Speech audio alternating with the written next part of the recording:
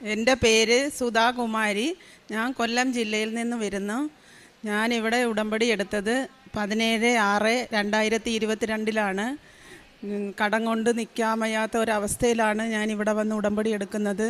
ഇവിടെ വന്ന് ഉടമ്പടി എടുത്തതിന് ശേഷം എൻ്റെ അമ്മ മാതാവും തിരുക്കുമാരൻ്റെയും സഹായത്തോടു കൂടി ഒരുപാട് കാര്യങ്ങൾ എനിക്ക് സാധിച്ചു കിട്ടി. വലിയ വലിയ കാര്യം, എൻ്റെ മക്കളുടെ രണ്ടുപേരുടെ ജോലിക്കാര്യം എഴുതി. അതിൽ ഇപ്പോൾ എൻ്റെ ഇളയ മകന് വിദേശത്തേക്ക് പോകാനുള്ള എല്ലാ കാര്യങ്ങളും റെഡിയായി. എൻ്റെ മോനും ഉടമ്പടി എടുത്തു. ഇവിടെ എൻ്റെ മോൻ ഉടമ്പടി എടുത്ത് 3 മാസം കഴിഞ്ഞപ്പോഴത്തേക്കിന് എൻ്റെ മോന് ആ ജോലി കിട്ടി. എൻ്റെ അമ്മ മാതാവിനും തിരുക്കുമാരനും കൂടാനുകൂടി നന്ദി ഞാൻ അറിയിക്കുന്നു.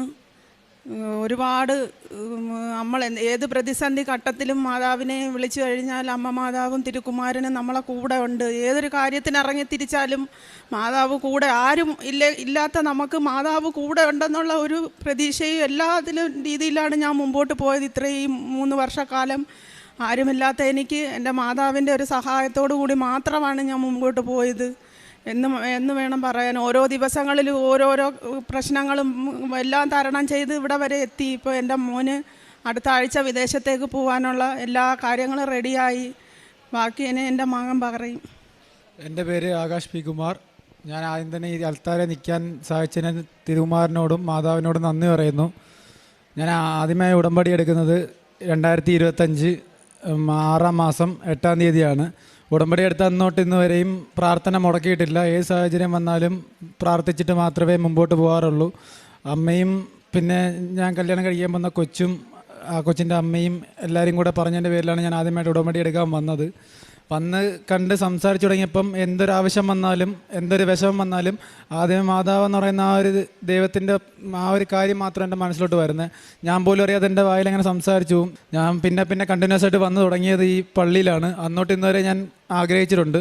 പിന്നെ വേറൊരു കാര്യം, എനിക്ക് പുറത്തോട്ട് പോകാനായിട്ട് ഒട്ടും താല്പര്യമില്ലാത്ത ഒരാളായിരുന്നു ഞാൻ എന്തെങ്കിലും ഒരു വഴി ഉണ്ടെങ്കിൽ പുറത്തോട്ട് പോകത്തില്ല, നാട്ടിൽ തന്നെ നിൽക്കും. എനിക്ക് ഈ നാട്ടിൽ ഇവിടുത്തെ പോലീസ് ജോലിയായിരുന്നു എനിക്ക് ആഗ്രഹം. 3-4 കൊല്ലം കൊണ്ട് ഞാൻ കണ്ടിന്യൂസ് ആയിട്ട് PSC എക്സാം എഴുതി വരുന്നുണ്ട്. ഓരോ വട്ടവും ഓരോ കാരണങ്ങളായിട്ട് അത് മുമ്പോട്ട് വന്ന് എന്തെങ്കിലും ഒരു ചെറിയ കാര്യം വന്നിട്ട് അത് കൈ കിട്ടാതെ പോകുന്ന ഒരവസ്ഥയാണ്. ഇപ്പം കുറച്ചൊക്കെ ഫിനാൻഷ്യൽ പ്രശ്നവും കാര്യങ്ങളൊക്കെ ആയപ്പോഴത്തേന് ഞാൻ തന്നെ തീരുമാനിച്ചു ഒരു 3-4 കൊല്ലം പുറത്ത് പോയി നിന്നിട്ട് വരാം എന്ന് വിചാരിച്ച് ഞാൻ എൻ്റെ മനസ്സിനെ പാകപ്പെടുത്തി. 1 മാസം ആവുന്നതിന് മുമ്പേ തന്നെ ഒരു പത്രത്തിലൊരു ആഡ് കണ്ടു. ആ ആഡിന് പോയി ഇൻ്റർവ്യൂ കഴിഞ്ഞു. അത് ഓക്കെ ആയി. തിരിച്ചു വന്ന് 2ാമത്തെ ദിവസം എനിക്ക് കോൾ വന്നത് എനിക്ക് ഓക്കെ ആയിട്ടുണ്ട് എന്ന് അവരുടെ ഓഫീസിൽ ചെല്ലണമെന്ന് പറഞ്ഞ് വിളിച്ചു. ഞാൻ ഓഫീസിൽ ചെന്ന് സംസാരിച്ചപ്പം നമ്മളെ കൊണ്ട് താങ്ങാൻ പറ്റാത്തൊരു എമൗണ്ട് ആണ് ആദ്യമേ പറഞ്ഞത്. എന്നാലും കുഴപ്പമില്ല, അത് എങ്ങനെയെങ്കിലും ആവും. വീട്ടിൽ സംസാരിച്ചപ്പോൾ എല്ലാവരും തന്ന ധൈര്യത്തിൻ്റെ പേരിൽ, മാതാവിൻ്റെ ഒരു ധൈര്യത്തിൻ്റെ പേരിൽ ഞാനത് എങ്ങനെയെങ്കിലും ആവും എന്ന് വിചാരിച്ച് ഞാനത് ഓക്കെ പറഞ്ഞു. എല്ലാം ആയി. പൈസ കൊടുക്കേണ്ട സമയം വിസ വന്നതിന് ശേഷം പൈസ കൊടുത്താൽ എന്ന് പറഞ്ഞു. വിസ വന്ന് അതുവരെയും എനിക്ക് ഒരു രൂപ പോലും എൻ്റെ കയ്യിലായിട്ടില്ലായിരുന്നു. ഞാൻ അറേഞ്ച് ചെയ്യാൻ പറ്റും എന്ന് വിചാരിച്ച ആൾക്കാരുടെ ചോദിച്ച ആരുടെ കയ്യിലും അന്നേരം വരെ ഇല്ലെന്നാണ് അറിയാൻ കഴിഞ്ഞതും. ആരുടെ കയ്യിൽ നിന്ന് എനിക്കത് കിട്ടിയില്ല. പിന്നെ ഞാൻ പോലും പ്രതീക്ഷിക്കാത്ത ആൾക്കാർ എന്നെ സഹായിച്ചാണ്, എന്നെ വിശ്വസിച്ച് സഹായിച്ചാണ്. അത് മാതാവിൻ്റെ ഒരു കാരണമായിട്ട് തന്നെ ഞാൻ പ്രതീക്ഷിക്കുന്നത്. അതേപോലെ തന്നെ പ്രേക്ഷിത പ്രവർത്തനം എന്ന രീതിയിൽ എനിക്ക് ജോലി കിട്ടിയതും ദുബായ് പോലീസിൻ്റെ അണ്ടറിൽ വരുന്ന സെക്യൂരിറ്റി ഗാർഡായിട്ടാണ്. ഞാൻ നാട്ടിലെ പോലീസിന് വേണ്ടിയിട്ടാണ് ഞാൻ ഉടമ്പടിയിൽ എഴുതിയത്. പക്ഷേ എനിക്ക് കിട്ടിയത് ദുബായ് പോലീസിന് അണ്ടറിൽ വരുന്ന സെക്യൂരിറ്റി ഗാർഡായിട്ടുള്ള ജോലിയാണ്. ഈ ജോലി കിട്ടിയതിൽ മാതാവിനോടും തിരുകുമാരനും നന്ദി പറയുന്നു. ഒപ്പം തന്നെ പ്രേക്ഷിത പ്രവർത്തനം എന്നതിൻ്റെ പേരിൽ നമ്മൾ പത്രം എല്ലാ ഞായറാഴ്ചയും വിതരണം ചെയ്യുന്നുണ്ട്. പള്ളി വന്നിട്ട് പോകുമ്പോൾ നമ്മൾ പത്രം നമ്മളെ കൊണ്ട് കഴിയാവുന്നത്രയും വാങ്ങിച്ചുകൊണ്ട് പോവുകയും പറ്റാവുന്നത്ര എല്ലാ ഞായറാഴ്ചകളിലും പള്ളിയിൽ നമ്മൾ കൊല്ലത്തന്നെയുള്ള പള്ളിയിലായാലും അല്ലാതെ ഉള്ള ആൾക്കാരുള്ള സ്ഥലങ്ങളിലായാലും പോയി കണ്ട് സംസാരിച്ച് മനസ്സിലാക്കി കൊടുത്തിട്ട് പത്രം കൊടുക്കാറുണ്ട്. അതുപോലെ തന്നെ കാരുണ്യ പ്രവർത്തനം എന്ന രീതിയിൽ നമ്മളെ കൊണ്ട് കഴിയുന്ന രീതിയിൽ മിക്ക ഞായറാഴ്ച ആഹാരങ്ങൾ കൊടുത്ത് ഓരോ ഗവൺമെൻറ് ആശുപത്രികളുടെ ഫ്രണ്ടിലും അല്ലാതെ ഓൾഡ് ഏജ് ഹോമുകളിലൊക്കെ പോയി അവർക്ക് വേണ്ടുന്ന കാര്യങ്ങളൊക്കെ കൊടുക്കുകയും ചെയ്യുന്നുണ്ട്. ഒന്നും കൂടി എനിക്ക് ഇവിടെ നിന്ന് പറയാൻ പറ്റിയതിൽ ഞാൻ നന്ദി പറയുന്നു. പിന്നെ ഞങ്ങൾക്ക് ഇവിടെ മാതാവിൻ്റെ അടുത്ത് വന്നതിന് ശേഷം ഞങ്ങൾക്ക് സ്വന്തമായിട്ടൊരു ആട്ടോ എടുക്കാൻ പറ്റി. അതെല്ലാം മാതാവിൻ്റെ ഒരു കാരുണ്യം കൊണ്ട് മാത്രമാണ്. വരുമാന മാർഗമായിട്ട് ഞങ്ങൾക്കൊരു ഉപജീവന മാർഗത്തിനായിട്ടൊരു വണ്ടി വേണമെന്ന് ഞാൻ മാതാവിൻ്റെ അടുത്ത് പറഞ്ഞു. സ്വന്തമായി പുതിയൊരു വാഹനം തന്നെ എൻ്റെ മുറ്റത്ത് വന്ന് അതുപോലെ ഓരോരോ കാര്യങ്ങൾ മാതാവ് എനിക്ക് സാധിച്ചു തന്നു.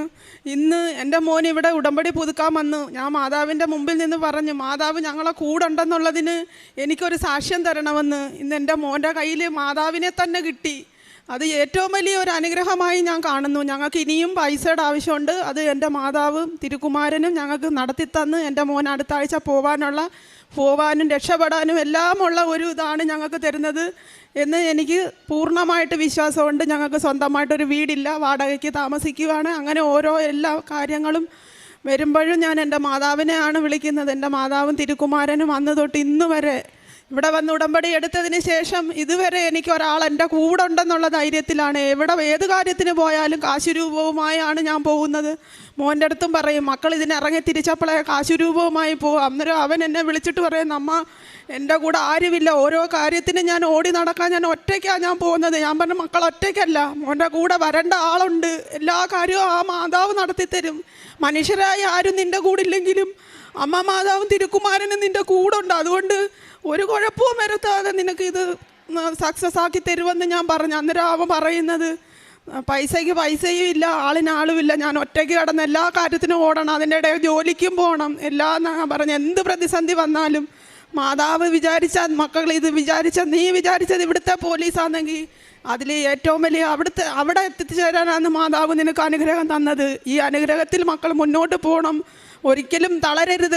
ഒത്തിരി തവണ എൻ്റെ അടുത്ത് വന്നിരുന്ന് പറഞ്ഞു, പോകുന്നിടത്തുനിന്നൊന്നും പൈസ കിട്ടുന്നില്ല, ഞാൻ എങ്ങനെ പോകും, നമ്മളെ കൊണ്ട് താങ്ങാൻ പറ്റത്തില്ല, ഇപ്പുറത്ത് നമുക്ക് കടവുണ്ട്. ഞാൻ എന്തൊക്കെ പറഞ്ഞാലും ഞാൻ പറഞ്ഞു, കാശുരൂപം നിൻ്റെ കയ്യിലുണ്ട്, നീ ആ ഒരൊറ്റ ധൈര്യത്തിൽ മുൻപോട്ട് പോയിക്കോ, എല്ലാ കാര്യങ്ങളും നിനക്ക് ആ മാതാവ് നടത്തിത്തരും. നമ്മൾ അവിടെ ചെന്നിട്ടുണ്ടെങ്കിൽ നമ്മളെ കൈവിടത്തില്ല മാതാവ്. ഈ മണ്ണിൽ ചവിട്ടിയിട്ടുണ്ടെങ്കിൽ നമ്മളെ മാതാവ് കൈവിടത്തില്ല എന്നുള്ള ഒരൊറ്റ ധൈര്യത്തിലാണ് മുന്നോട്ട് പോയത്. ഇപ്പോഴും ഇവിടെ വെച്ചും ഞാനത് മാതാവിൻ്റെ അടുത്ത് പ്രാർത്ഥിച്ചു. എൻ്റെ മോൻ്റെ കയ്യിൽ ഇന്ന് മാതാവിൻ്റെ രൂപമാണ് മോൻ അവിടെ നിന്ന് ഇങ്ങോട്ട് കൊണ്ടുവന്നത്. അത് കണ്ടപ്പോൾ എനിക്ക് ഉറപ്പായി അതിൽ ഏറ്റവും കൂടുതൽ വിശ്വാസം ഇന്നിപ്പോൾ അവനുമായിട്ടുണ്ട്. മാതാവ് എൻ്റെ കൂടെ ഉണ്ട്, ബാക്കി കാര്യങ്ങൾക്ക് എല്ലാം ശരിയാവും. അവൻ്റെ കൂടെയുള്ള ആളിനിപ്പം വ്യാഴാഴ്ച പോകാനുള്ള ടിക്കറ്റ് വരെ ഓക്കെ ആയി. നമുക്ക് ടിക്കറ്റിൻ്റെ ബാക്കിയുള്ള കാര്യങ്ങൾക്ക് ഇനി പൈസയുടെ കുറവുണ്ട്, അതുകൊണ്ട് അല്ലെന്നുണ്ടെങ്കിൽ അവരുടെ കൂടെ പോകാം. അത് മാതാവ് തന്നെ നടത്തി തരുമെന്നുള്ള വിശ്വാസം ഞങ്ങൾക്കുണ്ട് മാതാവിന്. പിന്നെ ഞങ്ങൾ പ്രേക്ഷിത പ്രവർത്തനങ്ങൾ, പത്രങ്ങളും ഒക്കെ കൊണ്ടുവന്ന് ബസ് സ്റ്റാൻഡിലും സർക്കാർ ഹോസ്പിറ്റലുകളിലും വഴിയലിരിക്കുന്നവർക്ക് ഭക്ഷണം കൊടുക്കാനും അനാഥാലയത്തിലും ഒക്കെ പോയി നമ്മളെ കൊണ്ട് കഴിയുന്നത്, ഒരുപാടൊന്നും ഞങ്ങളെ കൊണ്ട് കഴിയത്തില്ലെങ്കിലും വീട്ടിൽ ആഹാരം ഉണ്ടാക്കി ഉള്ള കഴിവിനനുസരിച്ചുള്ള ആഹാരം ഉണ്ടാക്കി കൊണ്ടു ചെന്ന് പൊതിയായി കൊണ്ടുവന്ന് അവർക്ക് കൊണ്ടുവന്ന് ഒരു നേരത്തെ ആഹാരത്തിനുള്ളതെങ്കിലും കൊടുക്കാൻ മാസത്തിൽ ഒരിക്കലെങ്കിലും ചെയ്യാനുള്ള ഇത് മാതാവ് തരുന്നതിനനുസരിച്ച് നമ്മൾ ഇനി കാരുണ്യ പ്രവർത്തനങ്ങൾ ചെയ്തുകൊണ്ടിരിക്കും. അമ്മ മാതാവിനും തിരുക്കുമാരനും കോടാനുകോടി നന്ദി. എന്നെ ഈ അൾത്താരയിൽ കയറി നിന്ന് എനിക്ക് ഇത്രയും പറയാനുള്ള ഇത് തന്നതിന് എൻ്റെ മാതാവിനും എൻ്റെ തിരുക്കുമാരനും. പിന്നെ ജീവിതകാലം മുഴുവനും മരണം വരെയും ഈ ഉടമ്പടി മുൻപോട്ട് പോകണമെന്ന് മാത്രമാണ് എൻ്റെ ആഗ്രഹം, അല്ലാതെ വേറെ ഒന്നുമില്ല ഞങ്ങൾക്ക്. അമ്മ മാതാവിനും തിരുക്കുമാരനും ഒരു തവണ കൂടി ഞാൻ കോടാനുകോടി നന്ദി പറയുന്നു. വിലാപങ്ങളുടെ പുസ്തകം 3-ാം അധ്യായം 57 മുതൽ 58 വരെയുള്ള തിരുവചനങ്ങൾ. ഞാൻ വിളിച്ചപ്പോൾ അവിടുന്ന് അടുത്തു വന്നു, ഭയപ്പെടേണ്ട എന്ന് അവിടുന്ന് എന്നോട് പറഞ്ഞു. കർത്താവേ, അവിടുന്ന് എനിക്ക് വേണ്ടി ന്യായവാദം നടത്തി, അവിടുന്ന് എൻ്റെ ജീവനെ രക്ഷിച്ചു. ഇവിടെ സുധാകുമാരി എന്ന അമ്മയും ആകാശ് എന്ന മകനും അവർ വളരെ സന്തോഷത്തോടു കൂടി, വളരെ ആനന്ദത്തോടു കൂടി തങ്ങളുടെ പ്രത്യക്ഷീകരണ സാക്ഷ്യം ഇവിടെ ഏറ്റുപറയുകയായിരുന്നു. പരിശുദ്ധ അമ്മ ഈ സമയത്ത് 2:30 എന്ന ഈ സമയത്ത് പ്രത്യക്ഷപ്പെട്ടുകൊണ്ട് അമ്മ പറഞ്ഞത്, ദുരന്തമുണ്ടാകാൻ പോകുന്നു, പ്രാർത്ഥിക്കുക എന്നാണ്. നമ്മുടെ ജീവിതത്തിലുണ്ടാകുന്ന എല്ലാ കഷ്ടപ്പാടുകളെയും എല്ലാ വേദനകളിൽ നിന്നെല്ലാം നമുക്ക് മോചനം നൽകുവാനും നമ്മുടെ അപകടങ്ങളിൽ നിന്നെല്ലാം നമ്മെ രക്ഷപ്പെടുത്തുവാനും ഈ പ്രകൃതിക്ഷോഭങ്ങളിൽ നിന്നെല്ലാം പരിശുദ്ധ അമ്മ നമ്മെ കാത്തുരക്ഷിക്കാനും വേണ്ടി ഒരു വലിയ പ്രാർത്ഥനാ പദ്ധതിയാണ് പരിശുദ്ധ അമ്മ നമുക്ക് നൽകിയിരിക്കുന്നത്. അതുകൊണ്ടാണ് അമ്മ ഡിസംബർ 7-ാം തീയതി, അടുത്ത മാസം ഡിസംബർ 7-ാം തീയതി ഉച്ചകഴിഞ്ഞ് 2:30 ഈ അൾത്താരയിൽ തന്നെ, അമ്മായി നിൽക്കുന്ന ഈ സ്ഥലത്ത് തന്നെയാണ് അമ്മ ജീവനോടെ പ്രത്യക്ഷപ്പെട്ടുകൊണ്ട് ജോസഫ് അച്ഛനോട് പറഞ്ഞത്, ദുരന്തമുണ്ടാകാൻ പോകുന്നു, പ്രാർത്ഥിക്കുക. വിശ്വാസ ജീവിതത്തിലുള്ള ദുരന്തങ്ങൾ, കുടുംബജീവിതത്തിലുള്ള ദുരന്തങ്ങൾ, ഡിവോഴ്സ്, കുഞ്ഞുണ്ടാകാത്ത, വീട്ടുപ്രശ്നങ്ങൾ, ജോലിയില്ലാത്തത്, വീടില്ലാത്തത്, വഴിയില്ലാത്തത്, കോടതി കേസുകൾ, ജയിലിലടയ്ക്കപ്പെട്ട കേസുകൾ, ഇങ്ങനെ ഒരുപാട് ദുരന്തങ്ങൾ നമ്മുടെ ജീവിതത്തിൽ ഉണ്ടാകുമ്പോൾ എല്ലാത്തിനും പരിശുദ്ധ അമ്മ കാനായിലെ വിവാഹം പോലെ ഈശോയോട് പറയുകയാണ്, മകനെ അവർക്ക് അതില്ല, മകനെ അവർക്ക് വീഞ്ഞില്ല, മകനെ അവർക്ക് ജോലിയില്ല, ഇവിടെ സുധാകുമാരിയുടെയും ആകാശ് എന്ന മകൻ്റെയും പ്രാർത്ഥന പരിശുദ്ധ അമ്മ ഈശോയ്ക്ക് നൽകി. അവർക്ക് വലിയ ഒരു സമ്മാനമാണ് കൊടുത്തിരിക്കുന്നത്. മകൻ പറയുകയായിരുന്നു, എനിക്കൊരു പൂ ചോദിച്ചപ്പോൾ എനിക്കൊരു വസന്തകാലം തന്നെ തന്നു. ഞാൻ PSC ടെസ്റ്റ് എഴുതി എനിക്കൊരു പോലീസ് ഡിപ്പാർട്ട്മെൻറ്റിൽ ജോലി കിട്ടാനിരിക്കുമായിരുന്നു. പക്ഷേ എന്നെ ദുബായിലേക്ക് അമ്മ കൊണ്ടുപോവുകയാണ്. അവിടെ എനിക്കൊരു പോലീസ് ഡിപ്പാർട്ട്മെൻറ്റിൽ അമ്മ ജോലി തന്നിരിക്കുകയാണെന്ന്.